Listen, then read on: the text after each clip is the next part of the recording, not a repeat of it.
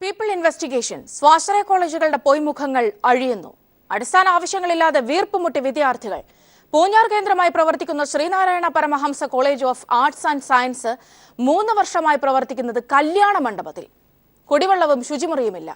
College ചെയർമാനെ മണിക്കൂറുകൾ തടഞ്ഞുവെച്ച് ഉറപ്പുകൾ വരുത്തി എഴുതി വാങ്ങി രക്ഷിതാക്കളും വിദ്യാർത്ഥികളും.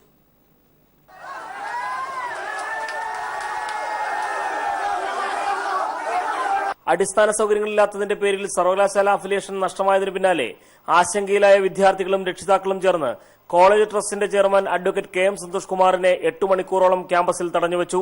കോളേജിന് സ്വന്തമായ കെട്ടിടം എന്ന് നിർമ്മിക്കുമെന്ന ഉറപ്പ് മുദ്രപത്രത്തിൽ എഴുതി നൽകണമെന്നാവശ്യപ്പെട്ടായിരുന്നു തടഞ്ഞുവെച്ചത്. കമ്പ്യൂട്ടർ ലാബ് സൗകര്യത്തിന് പുറമെ കുടിവെള്ളവും ശുചിമുറി അടക്കമുള്ള അടിസ്ഥാന സൗകര്യങ്ങൾ ഇവിടില്ല. ഇതേക്കുറിച്ച് മാനേജ്മെന്റിനോട് പരാതിപ്പെട്ടാൽ അവർ അവഹേളിക്കുകയാണെന്നും വിദ്യാർത്ഥികൾ പറയുന്നു. ഇതൊക്കെ സഹിച്ചാണ് ഇത്രയും നാളെ ഞങ്ങൾ ഇരുന്നില്ലെന്ന് പറയുന്നില്ല. ഇപ്പൊ അഫിലിയേഷന്റെ കാര്യം വന്നപ്പോൾ ഞങ്ങൾ അതിനെ ചോദ്യം ചെയ്തപ്പോൾ ഞങ്ങളോട് നിങ്ങളല്ലേ ഇത് അറിഞ്ഞിട്ടല്ലേ വന്നെന്ന് പറഞ്ഞ് ഞങ്ങളോട് നേർക്ക് മെക്കിട്ട് കയറുകയാണ്. പക്ഷെ ഇത് അറിഞ്ഞിരുന്നു. പക്ഷെ ഇവരൊരു വാഗ്ദാനം തന്നിരുന്നു വന്നപ്പോഴേ ഇതെല്ലാം ശരിയാക്കി തരുമെന്നും ഇത്ര ഡേറ്റിനുള്ളിൽ വരുമെന്നും. രണ്ടാമത് അഫിലിയേഷൻ പോയപ്പോഴാണ് ഞങ്ങൾ ഈ രീതിയിൽ ചോദ്യം ചെയ്യാൻ തുടങ്ങിയത്. വിദ്യാർത്ഥികളുടെ അഡ്മിഷൻ സമയത്ത് കെട്ടിട നിർമ്മാണത്തിന് വൻതുക മാനേജ്മെന്റ് പിരിച്ചെടുത്തിരുന്നു.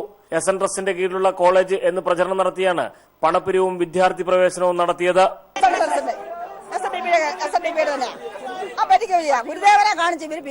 മെയ് 30-നകം കോളേജിന്റെ കെട്ടിട നിർമ്മാണം പൂർത്തിയാക്കാമെന്ന് മുദ്രപത്രത്തിൽ എഴുതി നൽകിയതിനു ശേഷം രാത്രി 8 മണിയോടെയാണ് സന്തോഷ് കുമാറിന് ക്യാമ്പസിൽ നിന്ന് പുറത്തു കടക്കാനായത്.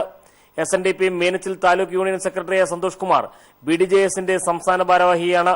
കോളേജിന് ഭൂമി വാങ്ങാൻ വ്യാജ ചെക്ക് ഹാജരാക്കി ബാങ്കിൽ നിന്ന് പണം തട്ടിയതിന് പാലാ പോലീസ് സ്റ്റേഷനിൽ ഇയാൾക്കെതിരെ കേസുണ്ട്. TP Prashanth, news bureau, Kottayam.